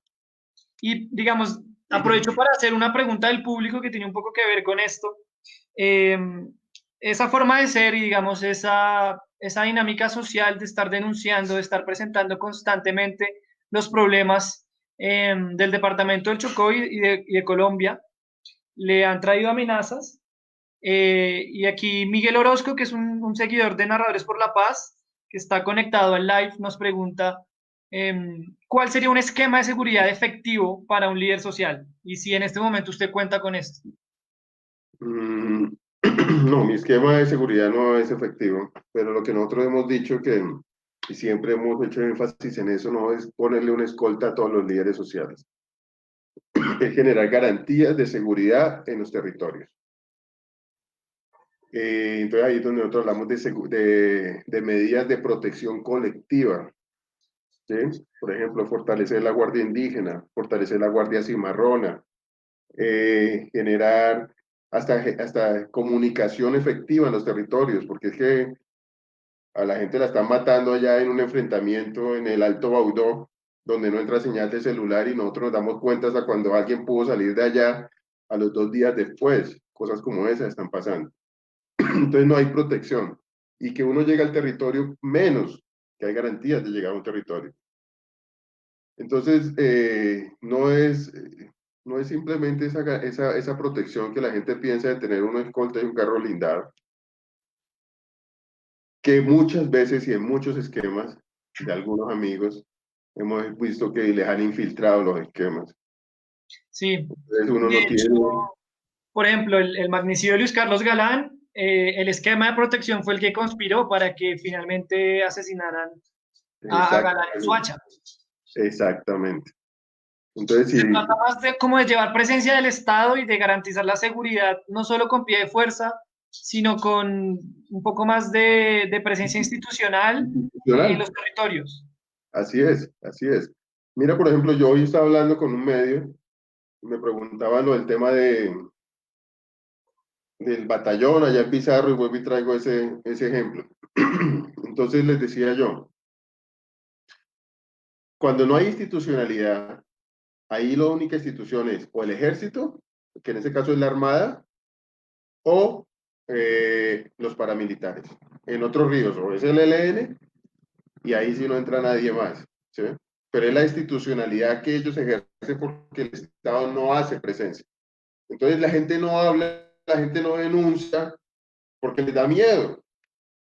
Entonces allá la niña que fue violada, decir que fue violada es un peligro para ella y para su familia porque los pueden matar por denunciar algo que está afectando su integridad como persona, ¿sí? Entonces, por eso hay tanta impunidad, por eso están muchas cosas, porque no hay institucionalidad. La gente tiene miedo. Denunciaba yo en otro municipio, en Puerto Melú, que queda ahí en Medio Baudó, otra región, y el paramilitar del pueblo, el jefe paramilitar de ahí, puso una oficina en la mitad del terminal de transporte. No es terminal, es donde llegan y salen, llegan los carros, donde dejan gente y también porque ahí toca el resto embarcarse en lanchas. Y él pone cuota para que alguien descargue ahí, de que va de 300, 500 mil pesos hasta 3 millones de pesos. Y tiene la oficina ahí, y hay un puesto de policía, y el ejército sabe, y la armada sabe, pero nadie se acerca. ¿Sí? Ahí no manda el alcalde, es el que dice cuándo abren y cuándo cierran los negocios. Y hace cantidad de cosas que no se saben en el resto del país. ¿Por qué? Porque no hay presencia institucional. Entonces, si yo como líder me meto allá, de allá no salgo. Entonces, así me vaya con 5 escoltas, no salgo de allá. Sí, claro. Entonces, no hay una garantía de protección. ¿Sí? Y Entonces, esta dinámica, digamos, cómo se ha comportado durante los tiempos de pandemia, digamos, donde todavía se ve menos gente en la calle, donde la gente se ha tenido que recluir y digamos que hay una doble amenaza. ¿Cómo ha sido esa dinámica durante la pandemia, digamos, el control territorial en Quibdó y en las zonas aledañas a Quibdó y en las zonas rurales del Chocó? bueno, lo que fue Quibdó, no sé si viste también otras denuncias que yo hice sobre unos grupos paramilitares que estaban en las calles de Quibdó pegándole a la gente para que no salieran, casi que poniendo ellos el orden porque el alcalde le quedó grande, no pudo. Ujú. El comandante de policía, yo dije, el comandante de policía es cómplice porque los días en que sale estos paramilitares a encerrar a la gente, la policía ni pasa por ahí. Y está en todas las redes de WhatsApp, en Quibdó, en tal lado, tal, y la policía ni se aparece. Entonces yo digo, no, el comandante de policía sabe esto y es cómplice y el tipo al otro día me llama, ¿usted por qué dice esto de mí? No sé qué, si sé más. Pero hicimos tanto ruido social que el señor le tocó, lo tuvieron que trasladar de Chocó.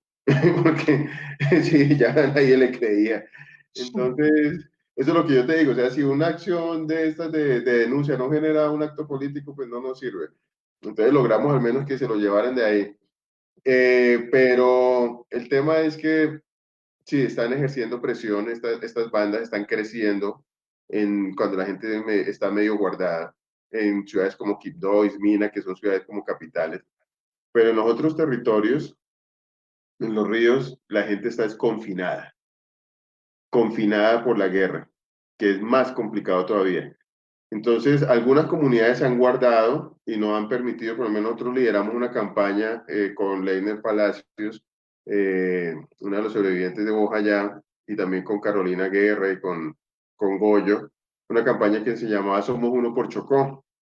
Logramos llevar más o menos como unos 5.000 mercados a esas comunidades más alejadas.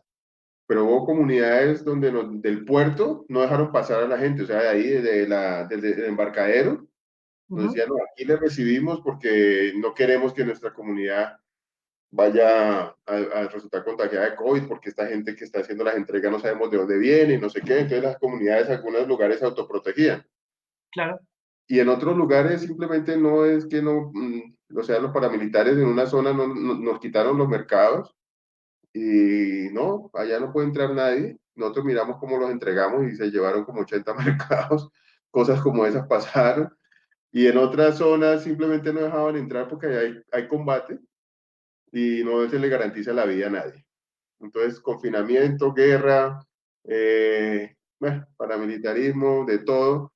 Y algo muy delicado que está sucediendo es que se ha aumentado los cultivos, se han aumentado los cultivos ilícitos en el territorio y la salida de la droga también. O sea, los paramilitares están haciendo de las suyas. Hay muchos combates cerca a territorios ya de comunidades, centros urbanos pequeños, donde hay combates.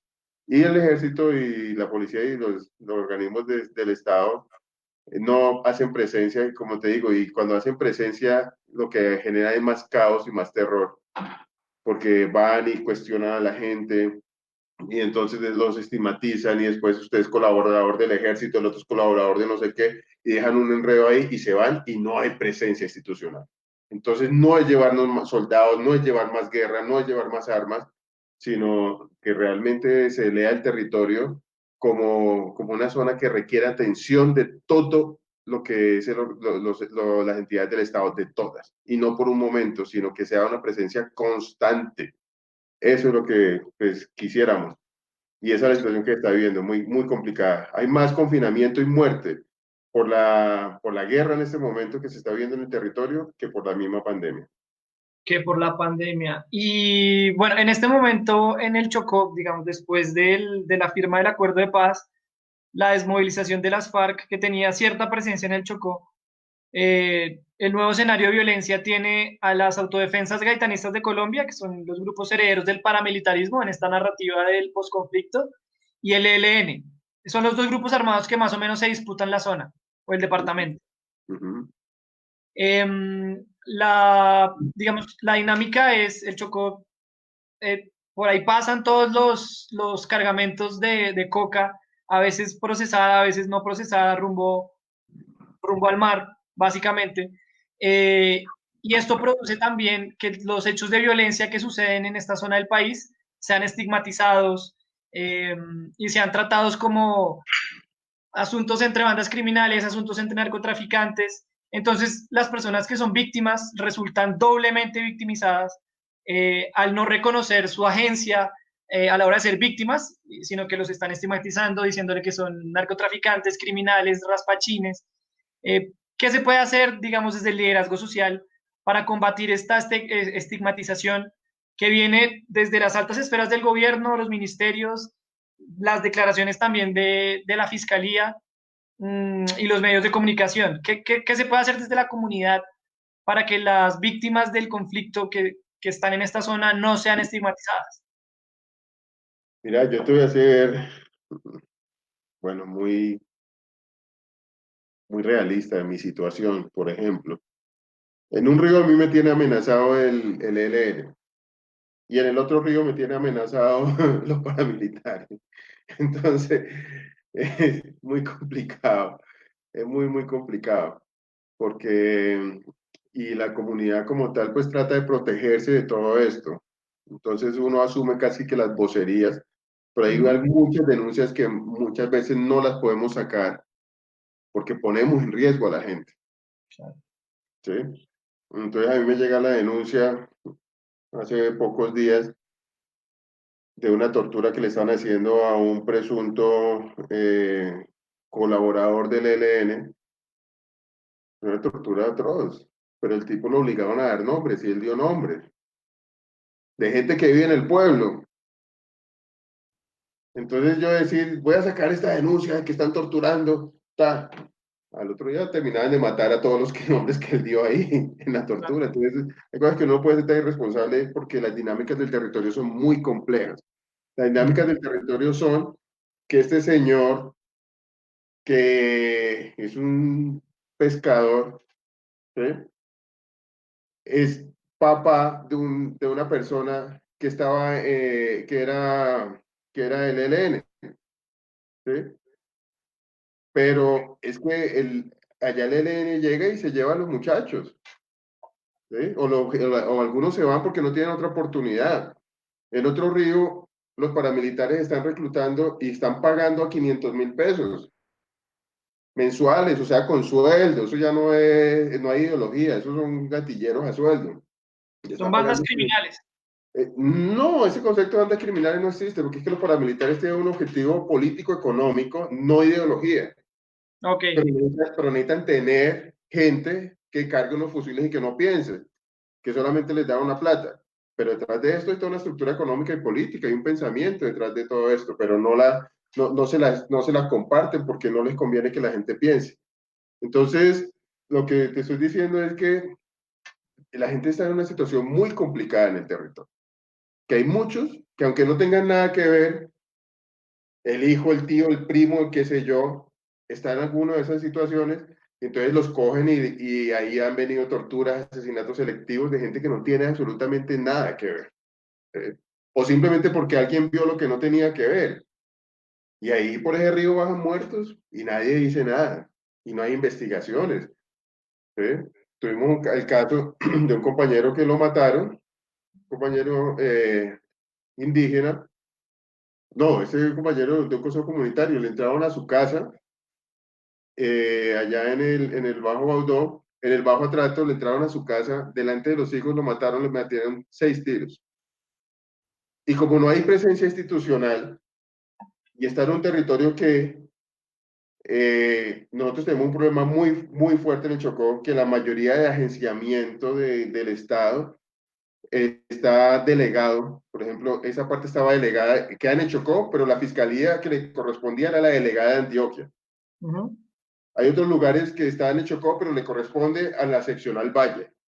¿Sí? Entonces, aunque al señor lo mataron en el Chocó, la Fiscalía del Chocó no podía hacer reconocimiento ni levantamiento del cadáver hasta que Antioquia llegara, estando en el mismo Chocó. O sea, así está la institucionalidad.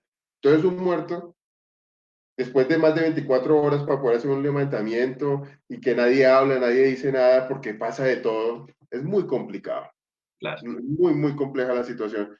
Entonces, esa pregunta es de hilar muy fino de realmente cómo está la situación entre conflicto entre unos y otros, que es un conflicto que nos lo han impuesto.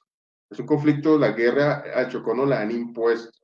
La gente chocuana no es violenta, la gente chocuana es trabajadora, es de campo, es de río, es de mar, ¿sí? Es de cultura y muy inteligente, pero hoy nuestros niños no pueden ni siquiera pues no, pues mira lo que hace la burla de este señor. O sea, va y ofrece canchas de fútbol, va y ofrece dulces en vez de ofrecer seguridad, en vez de ofrecer educación, en vez de ofrecer internet, en vez de ofrecer electricidad, porque tenemos municipios donde no hay ni electricidad, si no hay conexión eléctrica.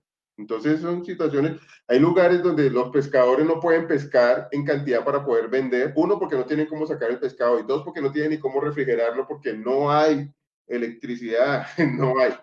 Entonces situaciones como esas que el país las entienda, estas dinámicas, que es lo que yo hago, es mostrar la realidad de Chocó y es lo que yo le digo a la gente, oiga, ayúdenme a salvar a Chocó, ayúdenme a rescatar a Chocó, ¿cómo? Mostrando, denunciando, para que hayan acciones políticas.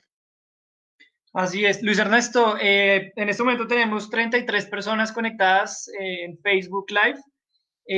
Los invitamos a todos y a todas a que nos hagan preguntas. Las preguntas que tengan para Luis Ernesto, tengo un equipo que me selecciona las preguntas y yo las hago aquí en vivo y en directo. Y aprovecho también para invitarlos a que nos sigan en nuestras redes sociales. Estamos en Facebook, en Twitter, en Instagram y en YouTube. Entonces, apenas se acabe el live, van y nos buscan para que no se pierdan de estas charlas. Luis Ernesto, no sé cómo está de tiempo, ya vamos 1 hora y media de live, ¿podemos seguir? Yo creo que vamos cerrando un poquito, si hay preguntas adicionales, y vamos cerrando un poquito, porque sí, Listo. ya en un momento tengo que desconectarme en otra actividad. Sí, Sí. yo la verdad yo me desconecté del tiempo y me metí en la charla y ya va 1 hora y media y ya habíamos pactado 1 hora, entonces me disculpo de antemano porque uno se mete aquí en la charla y se le olvida el tiempo, ¿no? No, y Ahorita, yo hablo bastante.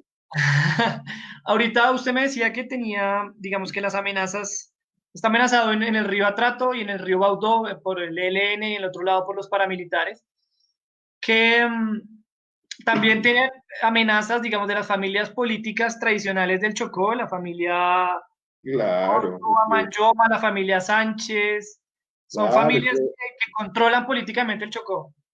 ellos no se identifican así, pero lógicamente están presionando, están presionando. Esas Puede ser amenazas, probable. esas amenazas, ¿cómo han llegado? Digamos, ¿de qué manera se han manifestado? No, por sectores políticos, gente que uno sabe que pertenece a cierto sector político, y estás hablando mucho, así no es, no sé qué, y cuídate. Entonces son mensajes, no es una amenaza así directa, pero son mensajes que uno sabe de dónde vienen. Y digamos, a partir de, en el 2016, la Corte Interamericana dicta medidas cautelares para proteger su vida, exigirle al Estado colombiano que lo proteja. ¿Usted se siente protegido por el Estado colombiano? No, no, ellos, o sea, el Estado, lo que ha intentado continuamente es quitarme la protección. Hay una orden de la Comisión Interamericana de Derechos Humanos, soy beneficiario de medidas cautelares de protección que ordenan al Estado que me proteja en todo el territorio nacional. Entonces, en ciertas ciudades tengo la protección, eh, y en donde más lo necesito en los territorios no me la brindan. Entonces, imagínate, yo estoy, por ejemplo, en el Chocó a veces sin escoltas, en Quibdó, me toca estar escondido, o si yo digo voy a estar 10 días, me dicen, no, apenas los escoltas pueden estar con usted 5 días, y los otros días, ¿yo qué hago? Claro, ¿Sí? Y si se queda y le pasa algo bajo su responsabilidad. Entonces, total. están limitando mi trabajo como líder social y como defensor de derechos humanos. Entonces, ahí no hay una protección efectiva. Entonces, si en los lugares donde más riesgo tengo es donde menos protección brinda. Y es una forma de desconectarlo a uno del territorio. Es una forma de decirle no hable, no vaya. ¿Sí? Y cuando no estás allá, no, como usted ya no está allá, entonces ya no tiene riesgo. Entonces te quieren quitar la protección. Quieren quitarla por... Sí, eso estuve Es leyendo. una cosa sistemática.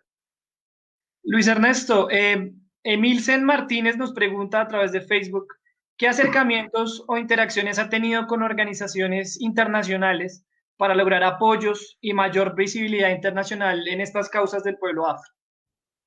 Hemos tenido mucho apoyo, sobre todo de Naciones Unidas. Hemos tenido mucho apoyo de la misma Comisión Interamericana de Derechos Humanos y algunas otras organizaciones defensoras de derechos humanos a nivel internacional. Eh, ¿Cómo se llama? Esta europea, la misión europea también. Y bueno, y en todo este trabajo que hemos venido haciendo, pues nos hemos contactado con muchos líderes y lideresas de otras organizaciones y de otros países que nos ayudan a visibilizar la problemática. Así, cuando hay presión desde afuera, se genera más atención, porque eso sí le preocupa al gobierno. Que uno vaya y hable afuera de ellos. Eso sí les preocupa. Que les dañen uno los negocios porque uno está diciendo que ellos dicen que todo está bien, no va y dice, no, allá no está bien, la cosa está así, así, así. Ellos se preocupan. Pero sí hemos logrado ese eco, pues de visibilizar esas problemáticas y de apoyar a algunos líderes que están en peligro, bueno, para sacarlos de los territorios y hacerle un poco esa presión. Pero creo que si no fuera así, tendríamos otra realidad más difícil, porque la Hay una comunidad no se ha pregunta, ayudado. claro, sí. Hay una pregunta muy bonita que hace Joana Stephanie Mendoza Vargas, también a través de Facebook. Ella nos dice, ¿de qué forma el territorio del Chocó puede convertirse en territorio de paz y reconciliación? Ser un ejemplo para Colombia. Mira, nosotros, Joana, hace bueno, desde que se firmaron los acuerdos de paz y empezó el incumplimiento, en el 2018 le hicimos una propuesta al nuevo gobierno que se llamaba Acuerdo Humanitario Ya para el Chocó. Acuerdo Humanitario Ya para el Chocó. Y en ese acuerdo humanitario ya para el Chocó, que en cierta forma fue impulsado por el Foro Interétnico Solidaridad Chocó FISH, donde confluyen muchas organizaciones, consejos comunitarios y cabildos y resguardos indígenas, se estaba invitando a todos los actores del conflicto. Entiéndase eso, todos los actores del conflicto. Y uno de los actores del conflicto que vimos en el Chocó también son las fuerzas militares. Y ellos fueron los que se opusieron y se han opuesto a la firma de asentarse con los demás actores porque ellos no son actores del conflicto. Ellos están defendiendo un conflicto, pero no se suman dentro de los actores del conflicto. Para nosotros sí, porque están bombardeando cerca de las comunidades, porque están haciendo cantidad de cosas que están afectando nuestro territorio. Entonces, ese acuerdo humanitario ya para el Chocó, donde también la diócesis de Quibdó y la pastoral, todos han apoyado, muchas organizaciones, como digo, pero no lo hemos logrado. Ese sería el sueño, que se siente todos los actores del conflicto y, digamos, cese ya a la guerra en el Chocó y se haga un trabajo integral con las comunidades. Porque vuelvo y digo, Chocó tiene muchas riquezas, muchísimas. Nos han dejado abandonados. Y cuando yo digo abandonados, no es que estemos suplicando, mendigando ayuda al Estado, no. Estamos exigiendo que se cuiden, que se respeten nuestros derechos. Es eso, es exigir que se respeten nuestros derechos. No el favor, no le estamos rogando a este gobierno que nos haga un favor. Estamos exigiéndole el derecho a la vida. Estamos exigiéndole el derecho a vivir en paz en nuestros territorios. Estamos exigiéndole el derecho de nosotros ser autónomos de cómo queremos desarrollar nuestro territorio. Eso sería el mundo, nuestro Chocó ideal, hablando solamente del Chocó, y sería nuestro Pacífico ideal si hablamos del Andén Pacífico. Porque con el paro cívico incluso surgió una propuesta de independencia. Y yo tengo una camiseta que dice República Independiente del Chocó. No nos sentimos de Colombia, pero porque Colombia nos ha dado la espalda. Nosotros hemos estado ahí. Es una deuda histórica, ¿no? La que tiene el país con el Chocó, y hay una frase que tiene el movimiento Black Lives Matter, y es: agradezcan que queremos justicia y no venganza, ¿no? Agradecer que lo que ustedes quieren es estar al mismo nivel y no vengarse por todos los abusos de años y años y décadas y siglos. Así es, así es. Luis no? Ernesto, Ajá. dale, continúa. No, por ejemplo, nosotros en los acuerdos del paro cívico, ahí está el plan de desarrollo para salvar al Chocó. Es cumplir los acuerdos del paro cívico, los puntos de los acuerdos del paro cívico. Y el gobierno no los quiso cumplir, hicieron un COMPES y un CONFIS, no los cumplieron y nos tienen en mesas de negociación para el cumplimiento de los acuerdos con funcionarios de cuarto y quinto nivel que simplemente llevan y traen razón, pero no toman decisiones. Entonces, no hay voluntad, no hay voluntad, no hay voluntad realmente para trabajar en esa deuda histórica, en esa reparación histórica, que es un concepto también más fuerte y que no, lógicamente no le gusta al gobierno. Y reparación no es que nos den plata, no, reparación es reconocer, que el gobierno reconozca públicamente: oiga, Chocó históricamente le hemos dado la espalda y entonces vamos a hacer esto y aquello, no darle una plata aquí, darle una plata acá y otra aquí, allá, y decir reparamos el Chocó. No, realmente. Ni poner un puerto en la mitad de la playa. Y poner un puerto en la mitad de la playa, que no es para el Chocó. ¿Sí? No, sí necesita unos trabajos muy, muy importantes a nivel social, económico, político, cultural, pero que surjan de nosotros, no que se los invente alguien sentado en Bogotá creyendo que el Chocó quiere esto y que para el Chocó lo mejor es esto. No, que surjan desde nosotros porque tenemos las capacidades para hacerlo. Por eso digo, no estamos pidiendo un favor, estamos exigiendo el cumplimiento de nuestros derechos. Luis Ernesto, hay muchas preguntas del público, pero por tiempo no alcanzamos. No sé si lo pueda comprometer al aire, de pronto hacer otra pequeña sesión durante esta semana. Si quiere lo piensa y ahorita me responde. Pero aprovecho y le pregunto, ahorita con esa respuesta que me dio sobre el ejemplo que le puede dar Chocó, y el sueño que tiene usted de que todos los actores armados se sienten y digan la verdad.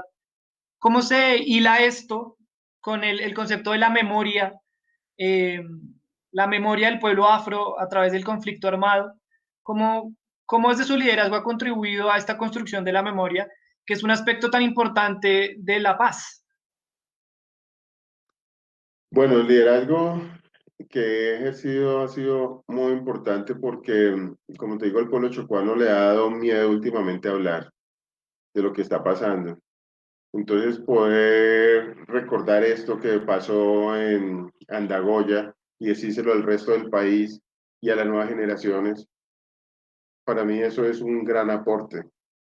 Decirle a la gente cómo vive nuestros territorios, cómo se vive el conflicto, es un gran aporte, porque es que la gente, por ejemplo, cuando habla de la masacre de Bojayá, ve dos actores, que las FARC y que las autodefensas y que la iglesia y que la pipeta, pero no ven que detrás de eso hay unos apoyos también del ejército y que hay otros intereses en ese territorio que son políticos y económicos y por eso permitieron que se hiciera ese fortalecimiento de la presencia paramilitar ahí.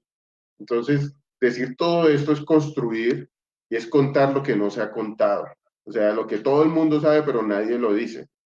Entonces, pues yo de cierta forma pues he logrado ser ese puente de contar la verdadera historia y no estoy hablando mal de Chocó, yo estoy diciendo lo que nos han sometido a vivir en el Chocó. Porque, ay, no, es que usted, nadie va a venir a Chocó donde usted hable pues que toda la guerra, no. Yo los invito, vamos al malecón, comámonos un pescado, un plátano, la paila de mi abuela, que es un gran restaurante hermosísimo que tenemos ahí cerca del río Atrato.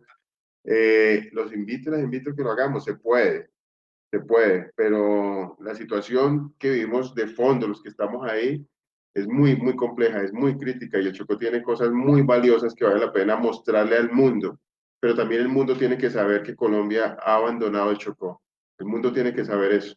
Entonces, siento que esa es como mi aporte a toda esta construcción para que más gente se sensibilice y entre más podamos hacer. Las invito a que nos ayuden a salvar al Chocó, a trabajar, que nos den ideas, denunciando o proponiendo, pero trabajemos en equipo, trabajemos que podemos hacerlo.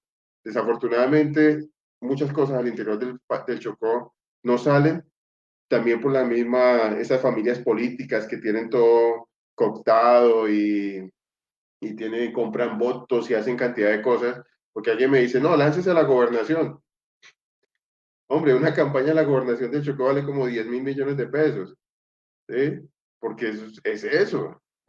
Una campaña a la Cámara de Representantes por el Chocó vale mínimo 3.000 millones de pesos. Mínimo 3.000 millones de pesos un representante de la Cámara. ¿Por qué? Porque compran votos, porque pagan favores políticos, porque ahí todavía ese... ¿Cómo? Es una inversión, no Es una es... inversión, pero cuando yo dirigí, por ejemplo, una campaña de Colombia Humana en el Chocó, y pues creo que aquí se puede hablar de esto abiertamente, yo dirigí la campaña de Gustavo Petro en el Chocó para la presidencia, sacamos el 70% de la votación, el 70%, sin un peso, conciencia, activando los líderes, vamos a cambiar esto, a la presidencia. Pero cuando entran las campañas ya territoriales a votar por el representante de la Cámara y esto y aquello, ya la gente amarra porque ese representante le dio empleo en la escuela tal, a tal otro. Entonces, es toda una politiquería que es muy difícil desmontarle. La única forma de hacerlo es que desde afuera nos apoyen para impulsar nuevas propuestas políticas y sociales para el departamento del Chocó, visibilizar esto, que sientan que ellos no son los líderes ni los reyes allá, sino que hay otra gente que viene con otro respaldo y con otro aire realmente para trabajar el Chocó, para trabajar por el Chocó. Y una propuesta que tienen ustedes también para visibilizar esto y que la gente los pueda apoyar es ahorita el 13 de septiembre, la movilización movida por la vida, lo llaman ustedes. Cuénteme más o menos cuál es el objetivo de esta manifestación, de esta dinámica, y si tiene algo que ver o si, digamos, está relacionada con la marcha que se ha propuesto también para el 21 de septiembre.